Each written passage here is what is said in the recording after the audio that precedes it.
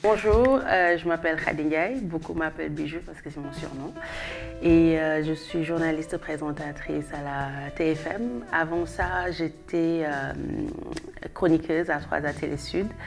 Et j'ai aussi fait des stages chez RFI, Amina Magazine. J'ai fait ma formation à Paris de journalisme. Avant, j'avais fait une formation en chimie à l'université Pierre et Marie Curie. C'est par la suite que j'ai carrément viré pour aller faire du journalisme où j'ai eu un master. Sinon, avant ça, j'étais au Sénégal où j'ai fait toute ma formation, lycée partiel à Séni, Ogojo, école Y pour l'école primaire. Donc j'ai fait toute ma formation jusqu'au bac ici au Sénégal avant de partir en France, faire mes études. Et là, en dehors de la présentation, je suis aussi chargée de production au niveau de la TFM. Donc je m'occupe de tout ce qui est préparation des émissions, les invités, je vois ce que font les autres, on en discute et puis avant de tout transmettre à l'animateur. J'ai aussi fait du cinéma, j'ai été l'actrice principale des Feux de Mansaré et de Mansour Sorawad. Aussi j'ai été actrice dans L'autre femme de Marika où j'ai joué avec Aosen Sarr. Et j'ai aussi tourné dans Double Vie, qui malheureusement n'a pas continué, mais bon, c'était une série télé. Comme actuellement, les séries télé sont en vogue au Sénégal, on en a fait aussi à la TFM.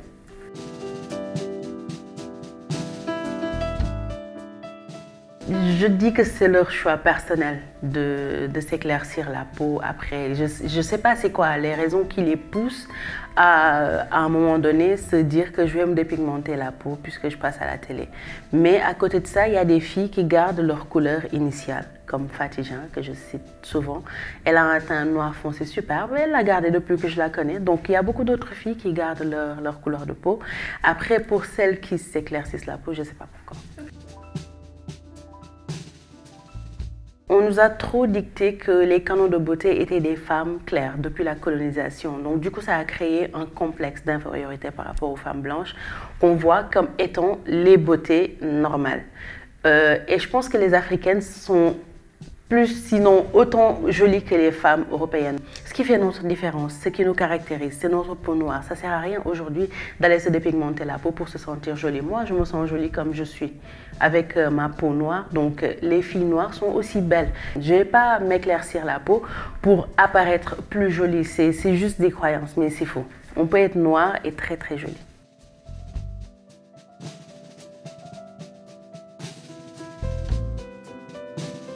Cette remarque, on me l'a fait une seule fois. J'étais partie faire des soins dans un centre de soins dont je me tairai le nom. Et la dame qui s'occupait de moi me faisait vous n'avez pas vu que toutes les filles autour du plateau, elles sont claires, elles sont plus belles, donc vous devriez prendre des produits. Si vous voulez, je peux vous faire des mélanges, comme ça vous allez vous éclaircir là. Vous n'allez pas bien. Moi, ça ne m'intéresse pas. Mais sinon, dans la rue, c'est le contraire qui se passe. En fait, les gens se plaignent, ils pensent que je me dépigmente la peau. Et tout le temps, tu vois des personnes qui te disent, moi je t'aimais bien avant, mais maintenant tu as commencé à te dépigmenter la peau comme toutes les autres animatrices. Et ça ne me plaît pas. Et j'ai envie de leur dire que jamais, jamais je vais me dépigmenter la peau. Ce n'est pas quelque chose qui m'attire. Et souvent, ceux qui font la remarque, ce qu'ils ne comprennent pas, c'est que quand tu viens à la télé, tu es maquillée. Donc, tu as un beau maquillage fait par des professionnels. Ensuite, il y a la lumière. C'est-à-dire qu'on te met des lumières, mais limite, s'il n'y a pas la clim, tu as super chaud, tu sues et tout. C'est la nouvelle technologie. On a des caméras super calées qui font que quand tu sors, limite, tu es métissé. Tu as un teint beaucoup plus joli qui sort à la télé, mais c'est pas que je me suis dépigmentée ou quoi que ce soit. C'est tout ça mélangé qui fait que parfois, tu as l'impression que la personne s'est éclaircie, mais c'est pas ça. Et sur mes photos, on utilise les filtres sur Snap, on utilise les filtres sur Instagram. Donc, tu as un teint beaucoup plus humilisé et tout ça, mais ce n'est pas de la dépigmentation. D'ailleurs, les personnes qui se dépigmentent, c'est rare que tu vois une personne dépigmentée qui a un teint uni. Parfois, tu as des taches, enfin, des vergetures, plein de choses comme ça qui sortent quand tu te dépigmentes. Donc, c'est pas ça. Depuis que je travaille à la télé en tant que journaliste ou animatrice, jamais on m'a demandé d'aller m'éclaircir la peau. C'est même pas un sujet qui vient sur la table en fait. Jamais, enfin, je vois personne qui vient te dire va te dépigmenter la peau. À la TFM, en tout cas, ça n'existe pas. On a des filles foncées, on a des filles claires, on a des filles qui sont entre les deux, mais c'est un choix personnel.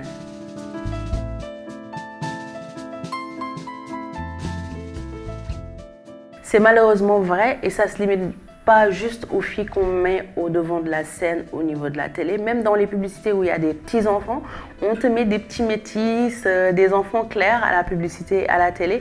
Et aujourd'hui, moi je dis que pour un enfant au teint foncé qui regarde ça, elle va se sentir dévalorisée par rapport à ce qu'elle voit à la télé parce qu'elle va se dire qu'il n'y a que des enfants clairs qui passent. Donc moi, je ne suis pas jolie aujourd'hui. C'est le message qu'on lance aux filles au teint noir. Vous n'êtes pas jolie, c'est les filles au teint clair qui sont belles. Et du coup, elles se disent que voilà, moi aussi je vais me dépigmenter la peau pour paraître plus jolie aux yeux des autres. Mais il y a aussi un constat que j'ai fait. Je me prenais la tête avec un chanteur en lui disant que tout le temps dans vos clips, c'est des filles claires. Et il m'a dit, justement, je cherche une fille au teint noir foncé pour mon clip. Et je lui ai dit, je m'occupe du casting. Je connais des filles super jolies au teint noir. Il n'y a aucune qui a voulu faire le clip. Personne. Donc après, je me dis que si elles ne veulent pas, jamais on va avoir de canaux de beauté noir foncé. Et derrière, je me demande aussi si ce n'est pas la conséquence du fait de voir tout le temps des filles claires qui font qu'elles vont se dire que non, moi je ne suis pas assez jolie pour passer dans un clip.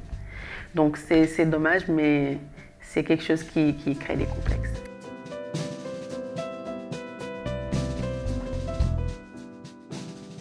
Le maquillage que j'avais quand j'étais en Europe, c'était beaucoup plus simple que le maquillage qu'on fait ici. En fait, là-bas, ils vont mettre en valeur soit les lèvres ou les yeux et c'est vraiment sobre quand on se maquille. Alors qu'ici, il y a des émissions qu'on fait parfois. On est super critiqué à cause de notre maquillage. Par exemple, quand on est dans Quartier Général pendant le Ramadan, parce qu'on est un boubou africain. Donc, du coup, on se fait un maquillage de cérémonie. Et il y a beaucoup de personnes qui nous critiquent, qui disent que oui, votre maquillage, c'est trop et tout. Et je dis c'est exceptionnellement juste pour cette émission. Mais sinon, pour les autres, on essaie de faire quelque chose de sobre. Mais je trouve que le maquillage que j'avais avant est beaucoup plus sobre que le maquillage qu'on a ici. Et côté coiffure, ce qui est tendance ici n'est pas forcément tendance en Europe. Donc c'est en fonction de ce qui est en vogue qu'on te coiffe, que ce soit ici ou là-bas. Là, parfois, tu as un tissage, tu as des tresses. Et comme actuellement, beaucoup de gens se coupent les cheveux parce qu'il fait chaud, c'est les coupes courtes. Donc la tendance change assez niveau coiffure.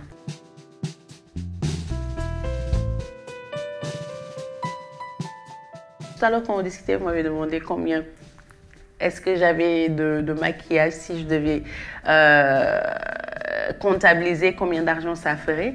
Et je me rends compte que ça fait beaucoup, en fait, rien qu'en maquillage. Donc, on a beaucoup de filles qui consomment parce qu'elles ont envie d'avoir les bons produits. Donc, les produits MAC, les produits Absat aussi, les produits Jemay, les produits Estée Lauder. Les filles veulent avoir de bons produits. Mais ce qui est dommage ici, c'est que c'est le parcours de combattant pour les avoir. Soit tu connais les boutiques qui sont là, qui les vendent et qui les vendent super cher par rapport au prix de base qu'on a en Europe. Sinon, on a quelqu'un qui vient en Europe, qui les achète et qui nous les envoie. Donc, du coup, c'est très dur d'avoir un bon produit ici quand on est au Sénégal, alors qu'on a les moyens de les acheter. On met de côté de l'argent pour nos produits de beauté.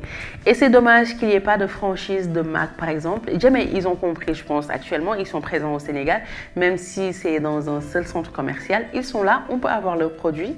Mais les produits MAC aujourd'hui, les produits Iman, les produits Bobbi Brown, Estée Lauder, d'autres produits que les filles veulent utiliser, il n'y a pas de franchise. Et les boutiques, je ne sais pas, peut-être qu'ils ne connaissent pas le Sénégal, mais ils ne sont pas là en tant que marque. Et c'est très dommage parce que après, on est soit obligé d'avoir une revendeuse qui est partie aux États-Unis en vacances qui vient ramener ses produits, ou des personnes qui te vendent aujourd'hui des produits qui viennent du Nigeria au même prix fort. Et quand tu les utilises, tu te rends compte que ce n'est pas les bons produits. Par exemple, du MAC, tu mets ton rouge à lèvres et il est craquelé au bout de 30 minutes. Tu mets ta poudre et ça ne résiste pas alors que tu l'as payé au prix fort. C'est dommage. Donc, nous, on veut avoir les grandes marques ici. Pour les cheveux, je mettais beaucoup de perruques. C'est plus simple. Quand on rentre chez soi, on l'enlève et on est tellement free, on se sent tellement bien que pendant 6 mois, je ne me suis pas tressé les cheveux. Il y a une chose que j'utilise tout le temps, c'est le shampoing antipelliculaire Head & Shoulders. Ça, je ne peux pas ne pas l'avoir. Et de l'huile de ricin pour faire pousser les côtés. C'est à cause des perruques qu'on les met. Il y a les cheveux de devant qui partent, donc de l'huile de ricin. Mais sinon, pour mon visage, j'ai tout le temps du savon d'Alep que j'utilise 2 fois par jour. Les produits cliniques, Donc pour le démaquillage, la lotion aussi. Et puis pour l'hydratation, c'est toujours des produits cliniques. Sinon pour mon corps, gel douche, peu importe. Je choisis en fonction des odeurs. Et pour l'hydrater, j'ai du lait Bioderma et Aderma.